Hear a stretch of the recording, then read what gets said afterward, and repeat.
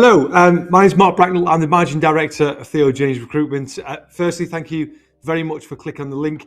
I thought I'd do a quite a quick sort of rough roundup, really, in line with the salary survey and add information. Obviously, hopefully you've read so far. My own assessment of the last 12 months, hope that's okay. So, what a crazy 12 months it's been. I've been in recruitment now probably 17, 18 years, and it's probably one of the most bizarrest markets I've ever seen. Various positives and negatives, in all honesty. It's not all challenging. I think we hear a lot about the challenges and the sort of negativity within the media, but at the same time, loads of great things happening, particularly in the Northeast, obviously, which is where we're situated, which is where the bulk of our clients are based. Loads of amazing news stories. Businesses doing extremely well. Businesses have been very agile and pivoting into markets that are moving. Loads of fantastic news stories, some great things regarding sustainability, pivot on supply chain, lots of employee engagement. So really, really good stuff. And for a year now, I've been doing my Manufacturing Leaders podcast, which has given me an insight like I've never had before into some of the greatest minds and businesses in the Northeast manufacturing, which I'd like to share with you. And obviously, please feel free to watch or listen to any of those, because it's much better advice than I can ever give you. But what a crazy 12 months. I think probably the biggest difference I've seen, the speed of which lifted has probably been the salary, the jump in salaries, the hike in salaries of the last 12 to 18 months is probably around about the 15 to 20% mark in the bulk of the salaries and roles across the breadth of what we recruit for, which is a lot. I think potentially manufacturing was due a little bit of an increase, but to that level and to that speed increase was absolutely crazy. So real challenge for any businesses, including ours, try to manage that and navigate through that difficult scenario where you're essentially trying to compete with some big players in the market, both attracting staff and both retaining and keeping your staff has probably been one of the biggest challenges that many businesses have had to do, which honestly has probably led to some really innovative and creative ways to make sure people are keeping their staff very, very happy. I've seen some great businesses do some excellent things with employee engagement, making sure the staff have a voice, making sure their feedback is leading to decisions within the business and changes within the business. I think I've never seen a more crucial time than now to make sure you're listening to your staff and you're asking your staff advice. I don't think that was necessarily as big as it used to be. It's absolutely massive now.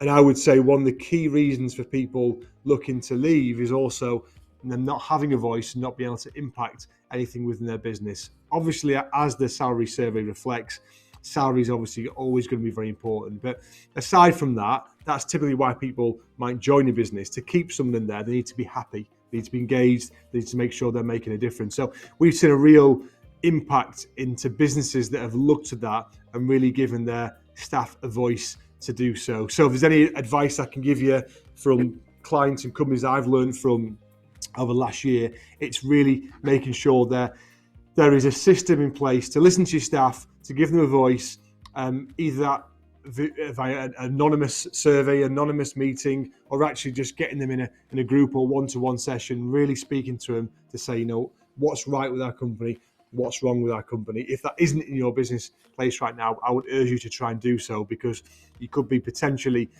losing some of your best staff and some brilliant people walking out the door. Supply chain has obviously been a massive issue across the board post-COVID. A lot of people stockpiling, a lot of companies still now with a lot of stock and not sure what to do with it.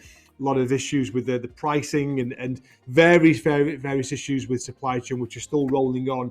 I'm running some round tables, some of our clients in a couple of months, and looking forward to getting into that complexity and trying to get some advice from them and help each other. So supply chain has been a constant issue, I would say. And various other things which have been challenging, but as I say, some real positive things started happening around sustainability. We've seen some great companies who have done some really, really brilliant things there, which feel free to contact me. I can put you in touch with them, where they've saved the business a hell of a lot of money with energy costs and some really good sustainability things moving through there. I would say one of the something I'm very passionate about, which I still think is a problem, a massive problem in our industry, and a key way we can tackle the skill shortage in the long term is still the lack of apprenticeships. Don't get me wrong, some brilliant businesses doing some brilliant things in that space, but I still think we need to do more. I still think we need to do more with working with colleges, with working with schools, with getting people, influencing young people at a really, really young age to make sure that manufacturing, engineering is a viable and an attractive market for them to go into. There is still a stigma behind the sector because I don't think there's enough awareness to know what they can do. And again, the stigma still for me is that it's very much tunnel vision, perhaps blue collar, semi-skilled type roles, which is a great profession to be in, and we need more people in there. But how much do young people know about customer services, about HR, about business management, all these other apprenticeships that are available to them? So I still think as a business, it is our duty to go into schools, into colleges, and to raise that awareness and make sure we have a link, because apprentices are the lifeblood of our sector and the lifeblood of our businesses. But look, it has been a brilliant year for a lot of businesses.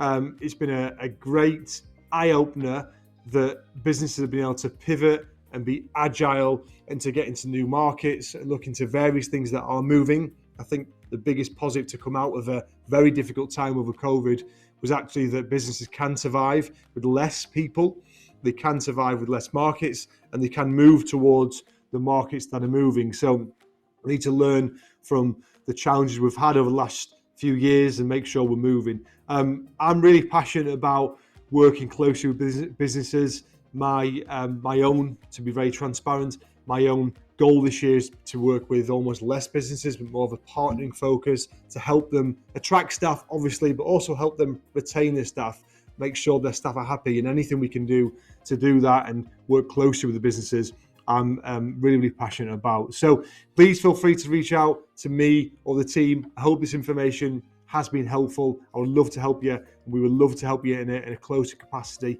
So please feel free to reach out to me or the team. Thank you very much. Speak soon. Take care.